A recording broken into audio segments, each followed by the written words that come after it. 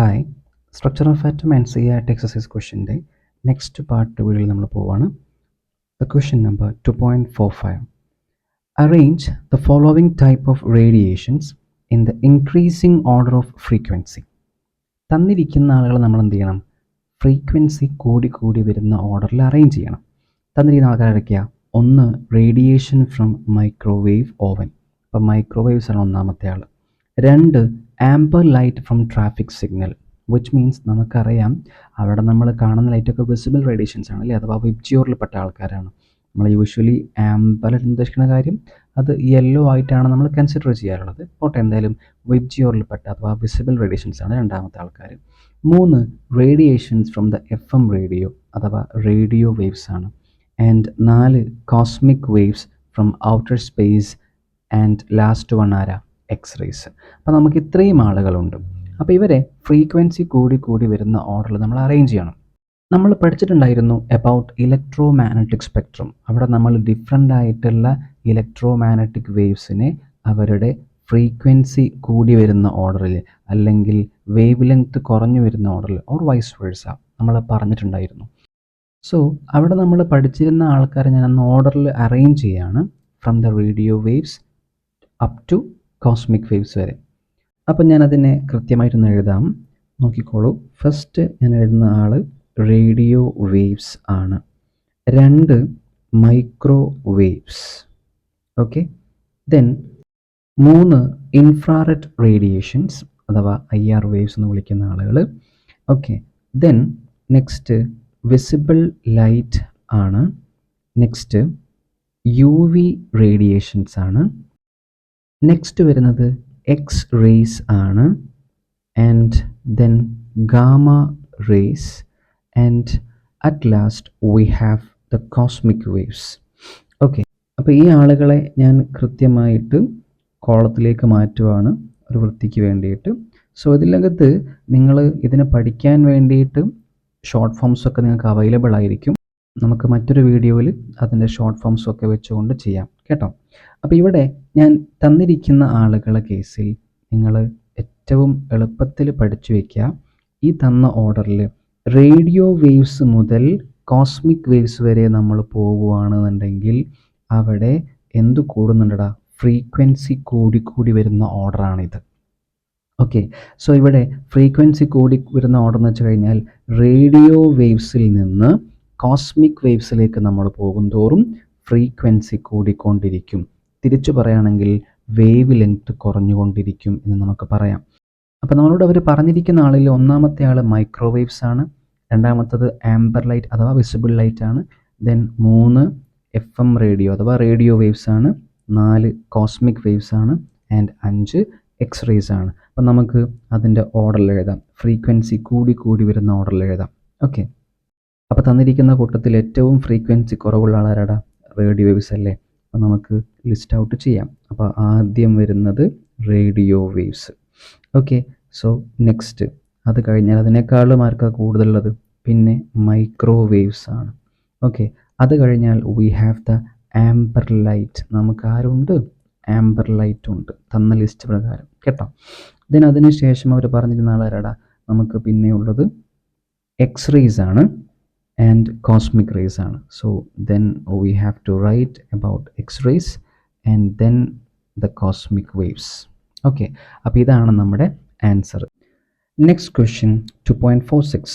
Nitrogen laser produces a radiation at a wavelength of 337.1 nanometers. If the number of photons emitted is 5.6 into 10⁻²⁴, calculate the power of this laser. Okay, so നമുക്ക് already നമ്മൾ പഠിച്ചൊരു equation ഉണ്ടായിരുന്നു Planck's quantum തിയറിൻ്റെ ഭാഗമായിട്ട്. എന്താണ് equation? Energy is equal to Nhν. നമുക്ക് തന്നിരിക്കുന്ന കേസിൽ ഇവിടെയുള്ളത് വേവ് ലെങ്ത് ആണ്. So in terms of wavelength നമ്മൾ എന്താ എഴുതുക? Nhc/λ നമ്മൾ എഴുതും. ഓക്കെ, അതിൽ N എന്ന് പറഞ്ഞാൽ നമ്പർ ഓഫ് ഫോട്ടോൺസ് ആണ്, H എന്ന് പറഞ്ഞാൽ പ്ലാങ്ക്സ് കോൺസ്റ്റൻ്റ് ആണ്, C എന്ന് പറഞ്ഞാൽ സ്പീഡ് ഓഫ് ലൈറ്റ് ആണ്, ആൻഡ് λ എന്ന് പറഞ്ഞാൽ വേവ് ലെങ്ത് ആണ്. അപ്പോൾ നമുക്ക് ഇതിൻ്റെ എല്ലാത്തിൻ്റെ വാല്യൂസും ഇവിടേക്ക് നേരെ എടുത്ത് കൊടുക്കാം. അപ്പോൾ അവർ ഫസ്റ്റ് നമുക്കുള്ളത് N അല്ലടാ. അപ്പോൾ ഇതിൽ പറഞ്ഞെന്താ? ഫോട്ടോൺസ് എമിറ്റഡ് എത്രയാണ്? 5.6 into 10⁻²⁴ ആണ്. സോ നമുക്ക് ഫസ്റ്റ് ആ വാല്യൂ കൊടുക്കാം. സോ 5.6 ഇൻറ്റു 10⁻24 ഇൻറ്റു ഇനി എച്ച് എന്ന് പറഞ്ഞാൽ പ്ലാങ്ക്സ് കോൺസ്റ്റൻ്റ് ആണ്. അതിൻ്റെ വാല്യൂ നമുക്കറിയാം 6.626 ഇൻറ്റു 10⁻34 ജൂൾ സെക്കൻഡ്സ് ആണ്. ഇൻറ്റു സി എന്ന് പറഞ്ഞാൽ എന്താ, it is 3 into 10⁸8 metre per second. അത് സ്പീഡ് ഓഫ് ലൈറ്റ് അല്ലേ. ഇനി തന്ന ലാംഡ എത്രയാടാ, 337.1 നാനോമീറ്റർ ആണ്. നാനോ നമുക്കറിയാം 10⁻⁹ ആണ്, അത്രയും മീറ്റേഴ്സ് ആയിരിക്കും. ശരിയല്ലേ. അപ്പോൾ നമ്മൾ ഇത് ചെയ്ത് കഴിഞ്ഞാൽ നമുക്ക് എത്ര കിട്ടും? The answer is 3.3 into 10⁻6 joules. അപ്പോൾ ഇത്രയും ആണ് അവിടുത്തെ പവർ ഉണ്ടാവുക. നമുക്കറിയാം പവർ എന്ന് പറഞ്ഞു കഴിഞ്ഞാൽ എനർജി ബൈ ടൈം അല്ലേ. ഓക്കെ, സോ ഇത്രയും എനർജി അവിടെ ഒരു സെക്കൻഡിൽ എന്ത് ചെയ്യുന്നുണ്ട്, പ്രൊഡ്യൂസ് ചെയ്യപ്പെടുന്നുണ്ട്. ഓക്കെ, സോ ഇതാണ് ഇതിൻ്റെ ആൻസർ ആയിട്ട് നമുക്ക് കിട്ടുക.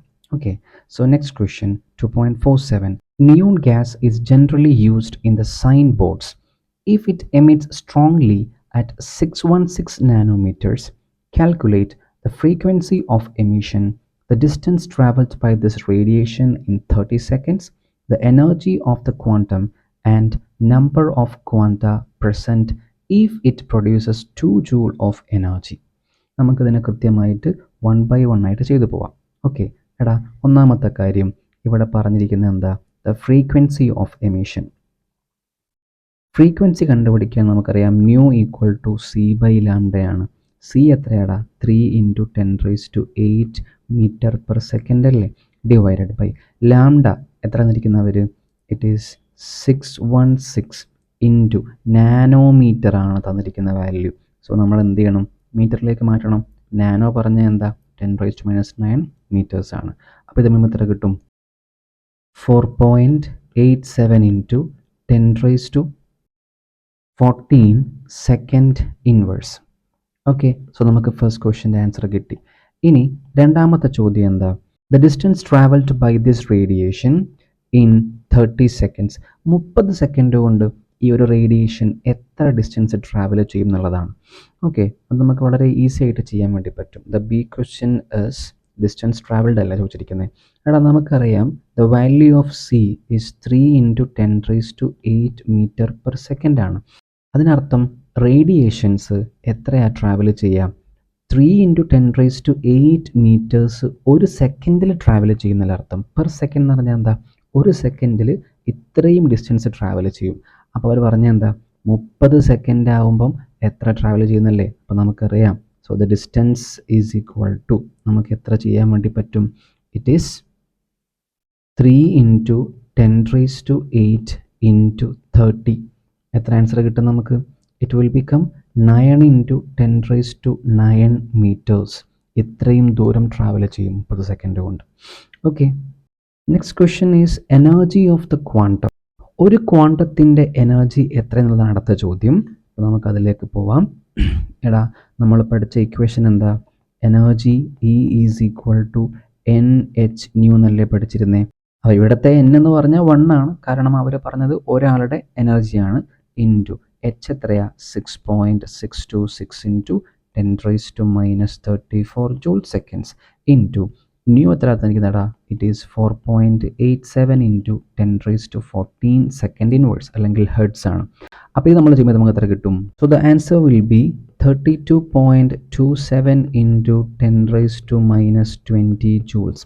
അപ്പോൾ ഇതാണ് അവിടുത്തെ ഒരു ക്വാണ്ടത്തിൻ്റെ ഒരു എനർജി പാക്കറ്റിൻ്റെ എനർജി എന്ന് പറയുന്നത്. ഇനി നാലാമത്തെ ചോദ്യം, ഡി ക്വസ്റ്റ്യൻ നമുക്കൊന്ന് നോക്കാം. എന്താണ്, the number of quanta present if it produces 2 joule of energy. അത് 2 ജൂൾ എനർജി പ്രൊഡ്യൂസ് ചെയ്യുവാണെന്നുണ്ടെങ്കിൽ അവിടെ എത്ര ക്വാണ്ട അല്ലെങ്കിൽ എത്ര എനർജി പാക്കറ്റ്സ് ഉണ്ടായിരിക്കും എന്നുള്ളതാണ്.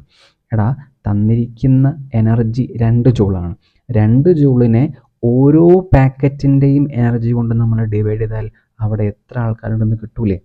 അപ്പോൾ നമ്മളെങ്ങനെ ചെയ്യുന്നത്, അത് number of quanta is equal to given energy എത്രയാണ്, അത് 2 ജൂളാണ്, ഡിവൈഡഡ് ബൈ ഓരോ പാക്കറ്റ് എനർജി എത്രയാടാ, അത് 32.27 ഇൻറ്റു 10⁻20 ജൂളാണ്. And the answer will be 6.2 into 10⁻18 എന്ന് കിട്ടും. അപ്പോൾ ഇത്രയും എനർജി പാക്കറ്റ്സ് അല്ലെങ്കിൽ ഇത്രയും ക്വാണ്ട അവിടെ അവൈലബിൾ ആയിരിക്കും. കേട്ടോ. ഓക്കെ, സോ ഈസി ക്വസ്റ്റ്യൻ അല്ലേ. നെക്സ്റ്റ് നമുക്ക് ചെയ്യാനുള്ളത് 2.48. In astronomical observations signals from distant stars are generally weak. If the photon detector receives a total of 3.15 into 10 raised to minus 18 joule from the radiations of 600 nanometers. Calculate the number of photons received by the detector. അപ്പോൾ അതിൽ പറഞ്ഞിരിക്കുന്ന കാര്യം astronomical ഒബ്സർവേഷൻസിൽ നമുക്ക് കിട്ടുന്ന signals ഒക്കെ ഭയങ്കര week ആയിരിക്കും, കാരണം വളരെ ദൂരത്തുനിന്നല്ല വരുന്നത്. അപ്പം സപ്പോസ് അങ്ങനെ ഒരു സിഗ്നൽ റിസീവ് ആയി എന്ന് വിചാരിച്ചോ, എത്രയാണ് എനർജി കിട്ടിയത്? 3.15 ഇൻറ്റു 10 റേസ് ടു മൈനസ് 18 ജൂളാണ്. And the radiation of wave എത്രയാണ്? 600 നാനോമീറ്റർ ആണെന്നും പറഞ്ഞിട്ടുണ്ട്. അങ്ങനെയാണെങ്കിൽ ആ റിസീവറിലേക്ക് എത്തിയിട്ടുള്ള അല്ലെങ്കിൽ ആ ഡിറ്റക്ടറിലേക്ക് എത്തിയിരിക്കുന്ന ഫോട്ടോൺസിൻ്റെ എണ്ണമാണ് ചോദിച്ചിരിക്കുന്നത്. നമുക്ക് എങ്ങനെ ചെയ്യാൻ പറ്റുമെന്ന് അറിയോ? ആദ്യം ചെയ്യേണ്ടത് ഈ തന്നിരിക്കുന്ന ലാംഡയില്ലേ, വേവ് ലെങ്ത്തില്ലേ, അതുപയോഗിച്ച് നമ്മൾ എന്ത് ചെയ്യുക? അതിലുള്ള ഒരു ഫോട്ടോണിൻ്റെ എനർജി കണ്ടുപിടിക്കുക. ഓക്കെ, സോ നമുക്ക് എങ്ങനെ ചെയ്യാൻ വേണ്ടി പറ്റും? Energy E is equal to NhC/λ. പഠിച്ചില്ലേ നമ്മൾ? N1 ആണ്, ഒരാൾതാണ് ചെയ്യുന്നത്. സോ എന്താ answer? 6.626 into 10 raise to minus 34 into 3 into 10 raise to 8 നമ്മൾ ചെയ്തു. ഡിവൈഡഡ് ബൈ ലാംഡ എത്രയാണ്? 600 നാനോമീറ്റർ ആണ്. നാനോ നമ്മൾ എന്ത് ചെയ്യണം? 10 raised to minus 9 ആക്കി ചെയ്യണം. So upon doing this we will get 3.313 into 10 raised to minus 19 joules.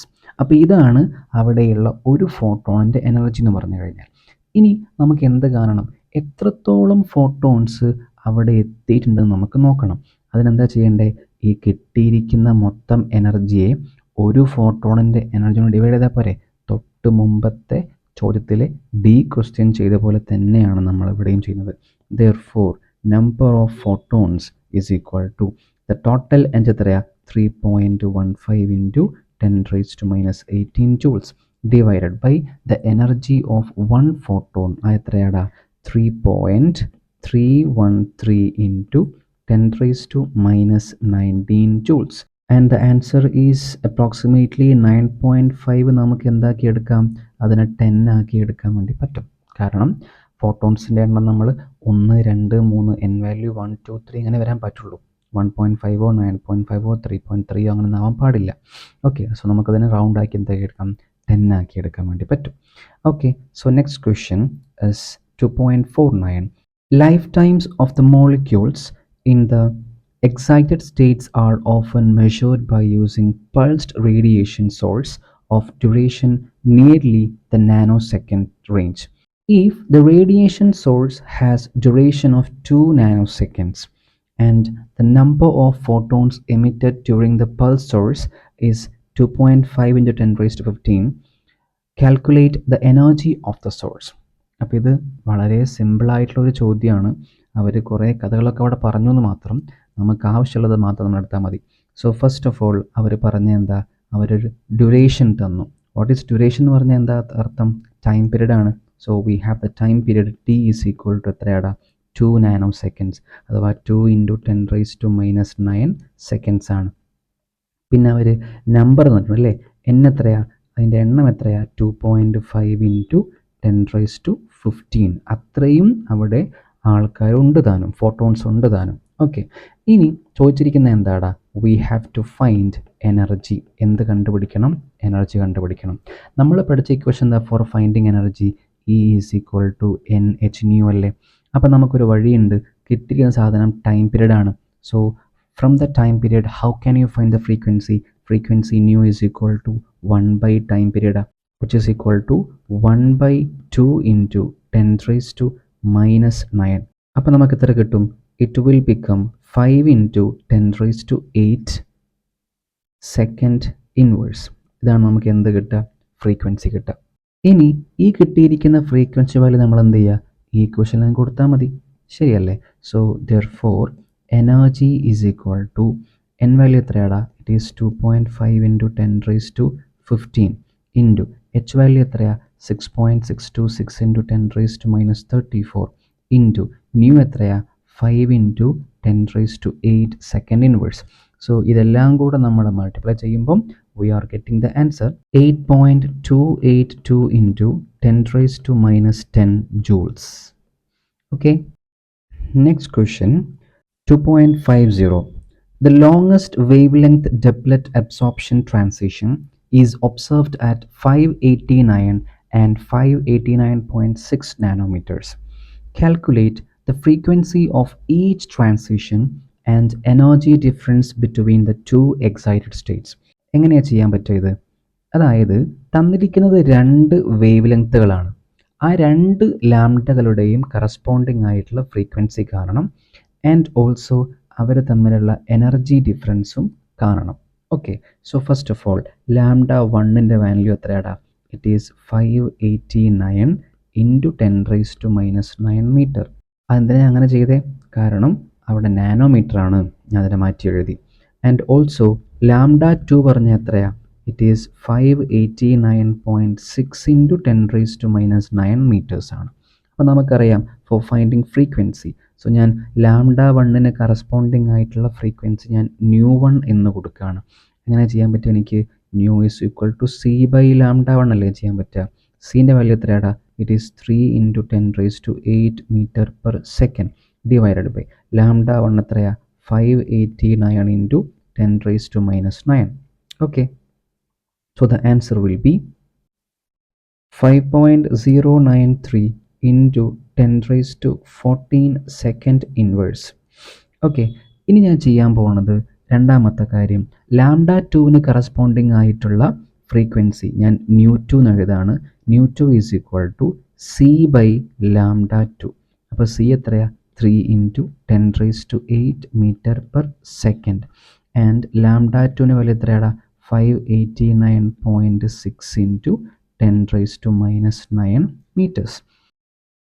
5.088 into 10 raised to 14 second inverse. അപ്പോൾ നമുക്കിപ്പോൾ എന്ത് കിട്ടി? രണ്ടാളുകളുടെയും കറസ്പോണ്ടിങ് ആയിട്ടുള്ള ഫ്രീക്വൻസി കിട്ടി. നെക്സ്റ്റ് നമുക്ക് ചെയ്യാനുള്ളത് ഇവിടെ എക്സൈറ്റഡ് സ്റ്റേറ്റുകളുടെ ഡിഫറൻസ് ബിറ്റ്വീൻ എനർജി കണ്ടുപിടിക്കണം, അഥവാ ഡെൽറ്റ ഇ കണ്ടുപിടിക്കണം. ഓക്കെ, സോ ആ ഡെൽറ്റ ഇ കണ്ടുപിടിക്കാനുള്ള ഇക്വേഷൻ എന്ന് പറഞ്ഞാൽ delta E is equal to final energy minus initial energy അല്ലേ. ആൻഡ് എനർജിൻ്റെ ഇക്വേഷൻ നമ്മൾ പഠിച്ചില്ല നേരത്തെ, ഇറ്റ് ഈസ് എച്ച് ന്യൂ അല്ലേ, from the Planck's quantum theory പഠിച്ചത്. അപ്പോൾ നമുക്ക് എന്ത് കൊടുക്കാം? ഇവിടെ E2 ആണെങ്കിൽ നമുക്ക് എന്ത് കൊടുക്കാം? H into nu 2 minus E1 എന്താ? H into nu 1. രണ്ടിലും എച്ച് കോമൺ അല്ലേ, സോ നമുക്ക് എന്ത് ചെയ്യാം? H into nu 2 minus nu 1 എന്ന് ചെയ്തുകൂടെ? So what is H? H is Planck's constant 6.6 into 10 rice to minus 34 joule seconds into nu 2 എന്ന് പറഞ്ഞാൽ സെക്കൻഡ് ഫ്രീക്വൻസി എത്രയാടാ? ദാറ്റ് ഈസ് 5.088 ആണ് അല്ലേ. 5.088 ഇൻറ്റു 10 റൈസ് ടു 14 മൈനസ് അടുത്ത് വരുന്ന എത്രയാ? 5.093 ഇൻറ്റു 10 റൈസ് ടു 14. അപ്പോൾ നമുക്ക് വേണമെങ്കിൽ 10 റൈസ് ടു 14 ഇവിടെ രണ്ടിലും കോമൺ അല്ലേ, അതൊക്കെ നമുക്ക് പുറത്തെടുത്ത് ചെയ്യാം കേട്ടോ. Okay, so upon doing this the final answer will be 3.313 into 10 rice to minus 22 joules. Okay, so ഇതാണ് നമുക്ക് കിട്ടുന്ന ആൻസർ. അപ്പോൾ ഇങ്ങനെയാണ് നമ്മൾ ചെയ്യുന്നത് കേട്ടോ. സോ എല്ലാം വളരെ എളുപ്പത്തിൽ ചെയ്യാൻ പറ്റുന്ന ക്വസ്റ്റ്യൻസ് മാത്രമേ ഉള്ളൂ. സംശയങ്ങളൊക്കെ ഉണ്ടെങ്കിൽ ചോദിക്കാം. ശരി, താങ്ക് യു.